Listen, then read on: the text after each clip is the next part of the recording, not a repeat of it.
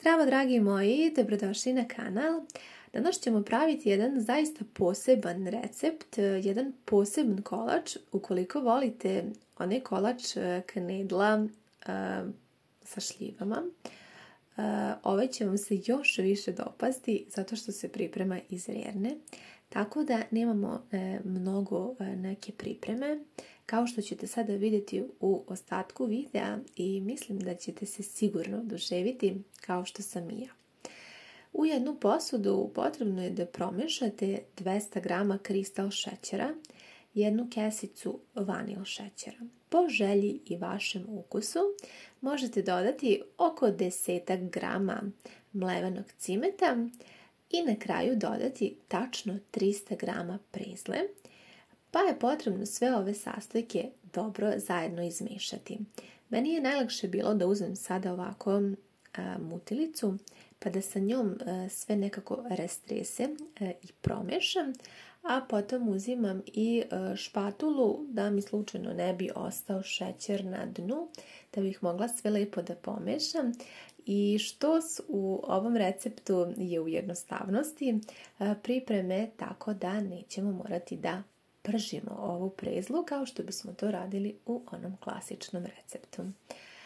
Za ovu smesu, odnosno prvi fil, tako ćemo ga nazvati, potrebno je da odmerite još i tačno 100 ml ulja, dakle baš ulja, dodajte unutra u ovu smesu i onda lagano sada sve izmešajte. Namjerno sam usporila da možete da vidite otprilike kakvu smesu ćemo dobiti, mrvičastu. Meni se ovaj recept jako dopada, kolač toliko lepo miriše, toliko je ukusan i kažem, ukoliko ste ljubitelji onog kolača knedla, kolač knedla sa šljivama, mislim da će ovaj biti sigurno vaš favorit, zato što je priprema, kao što sam rekla, mnogo jednostavnija, jer se skoro sve priprema iz rerne, pa s tim može da napravi svako ko nikad nije pravio kolače. Mislim da može oduševiti sebe, a i druge. Ja sam ovu smesu lagano izmešala i evo sad sam ovdje pokušala da približim kameru da otprilike vidite kako izgleda smesa. Dobro ću je pomešati jer, kažem, treba da bude mrvičasta i ovaj deo ćemo deliti na dva dela, bit će nam i osnova i gornji sloj. Možete odmah uzeti tepsiju, možete koristiti i okruglu. Ja ću koristiti tepsiju koja je dimenzije 22 puta 34 cm i ona mi je tačno dovoljna da mi se popuni cijela tepsija i da dobijemo dosta visok kolač. Dobro namažite sa margarinom ili puterom, zavisno što koristite. I sada ja sam ovdje u samom početku prvo dodala jednu polovinu ove mrvičaste smese, pa ću je sad ravnomerno rasporediti i po potrebi ću još dodati 2-3 kašike više. Neka u ovoj osnovi bude malo više ovog prvog fila, zato što je to ipak podloga, pa ona drži ceo kolač i da nam se on ne bi raspao, da možemo da sečemo lepe kocke, bolje tako. Lepo poravnajte sve zajedno i sada pripremamo fil broj 2, odnosno kremu. Koristimo opet 200 g kristal šećera, potom dodajemo i 160 g pšeničnog griza. Vrlo je sve jednostavno, vidjet ćete, mislim da ćete biti oduševljeni. Zatim dodajemo i jednu kesicu praška za pecivo u ovu smesu i potom za aromu još bolju dodat ćemo i još jednu kesicu vanil šećera. Ja ću sada uzeti mutilicu pa ću opet sve da dobro ravnomerno sjedinim, da izmešam kako bi se šećer što bolje pomešao sa grizom i sa ostalim sastojcima, a potom uzmite mleko i možete odmeriti otprilike oko 300 ml mleka. Za ovaj recept bit će vam potrebno zapravo tačno 1 litar, ali sada u ovom delu odmerite 300 ml mleka i dodajte unutra u smesu. Mislim da kolači koji se prave sa grizom su najukusniji. Nekako podsjećaju na one starinske kolače, na onaj starinski ukus i mnogo volim da ih pripremam. Imate stvarno jako mnogo recepata i jednostavnih i malo, da kažem, komplikovanijih, mada ja se stvarno trudim da svaki recept bude veoma lak i da može zapravo svako da ga napravi i trudim se što bolje da vam objasnim da svima uspem. Kada ste izmiješali ovu smesu sa mlekom, unutra je za kraj potrebno dodati još i jedno cijelo jaje, pa onda lagano umiješati i ovo jaje u smesu. A dok mi ovo radimo, ja želim da vas pitam da li ste nekada imali priliku da probate knedla kolač. On je zapravo dobio naziv naravno po knedlama sa šljivama, zato što je fil, odnosno nadev sa šljivama, a unutrašnjost je sa grizom i odgore ide prezla, ali ona se prži. Ovdje je razlika u tome što se sve zajedno sprema, fil od šljiva također ne morate da kuvate, tako da je ovdje u ovom receptu sve pojednostavljeno i to je nešto što mi se mnogo dopada, jer ovaj kolač možete da pripremite, pa mogu slobodno da kažem, za nekih otprilike 30 minuta. To je sasvim dovoljno za pripremu, kasnije sve ide na pečenje i preostaje vam da uživate. Uzmite jednu malu šerpicu, dovoljna je šerpica otprilike nekih 3 litre, sasvim dovoljna, i sipajte 700 ml mleka. Dakle, kompletno za ovaj recept potrebno je 1 litar mleka. Jedan deo smo pomešali sa drugim filom, a u jednom delu ćemo sada kuvati mleko. Mleko kuvajte i sačekajte da počne da vri. Kada mleko počne da vri, možete blago da smanjite vatru, ne treba da bude baš mnogo niska, ali je ipak smanjite, pa onda postepeno dodajte ovu smesu od griza. Ja sam je malo izmiješala, kao što ste vidjeli, jer griz hoće da padne na dno, a potom ovako sa mutilicom postepeno polako dodavala smesu i mešala.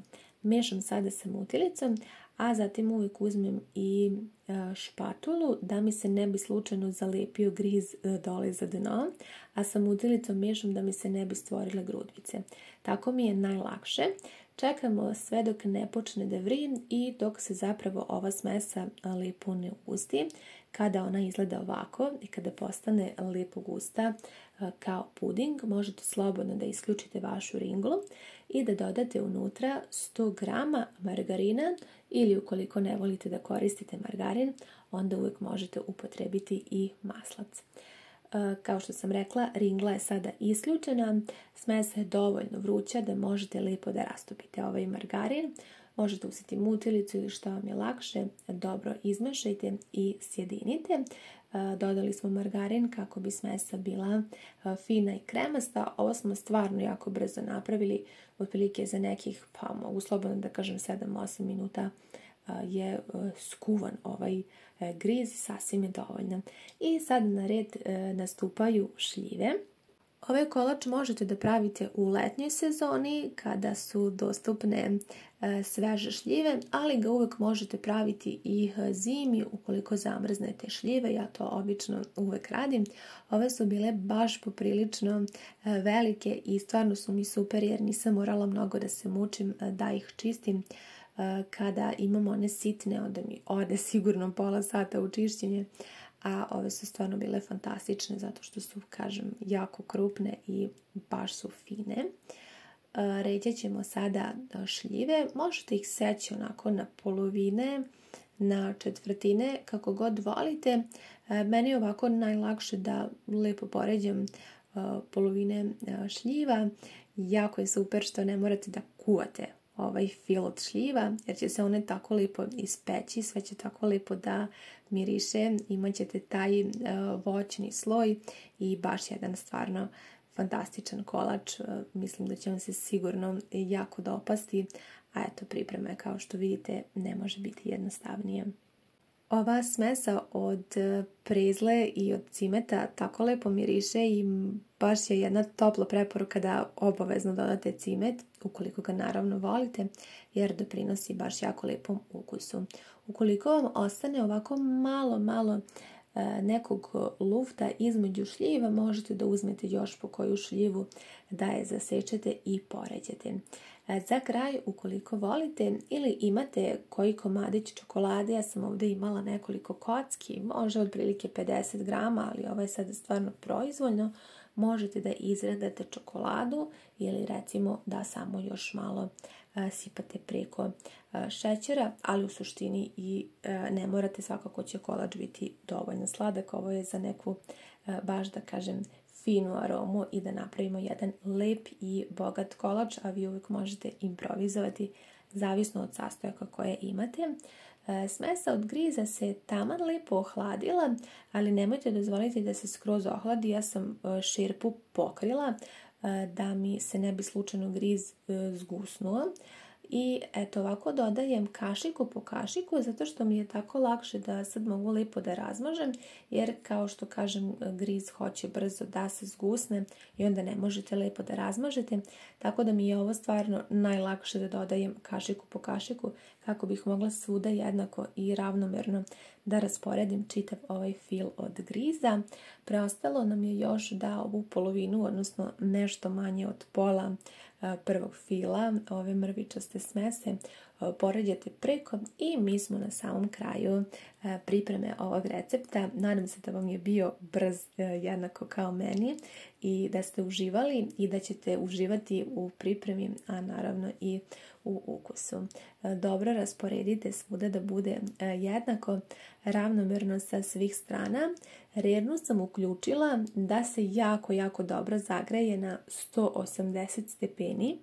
Ta temperatura će biti sasvim dovoljna da nam se ne bi prvi sloj prepekao i odnesite ovaj kolač na pečenje. Kolač se peče, kao što sam rekla, na 180 stepeni u jako dobro zagrejenoj rerni oko 1 sat. Dakle, ja sam pekla možda nekih 55 minuta. Tada sam moju rernu isključila i ostavila još možda nekih 5 minuta da se malo ohladi.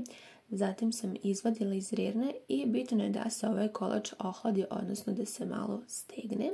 Tako da bi bilo najbolje da ga pripremate recimo uveče, pa da ga poslužujete ujutru ili već kako vam je najlakše, jer on što duže stoji, to je kolač ukusniji i stvarno pogledajte kako lijepo izgleda. Svi ovi slojevi, kada pogledate, ne biste nikada ni zamislili da se sve peče zajedno i to je stvarno nešto posebno.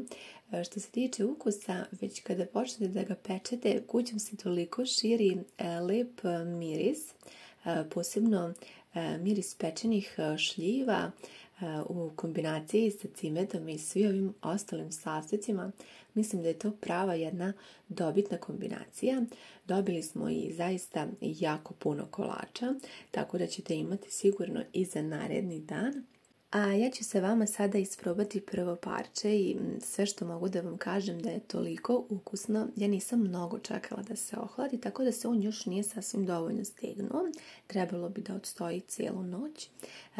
Kod mene je stajao možda nekih 3,5 sata otprilike. Jako je rano, oko 5 ujutru. Ja ga sada sečem kako bih mogla da vam dam novu ideju. Nadam se da ste uživali sa mnom. Jedno čekam da mi javite vaše utiske. Hvala vam mnogo na gledanju i ljubim vas sve puno.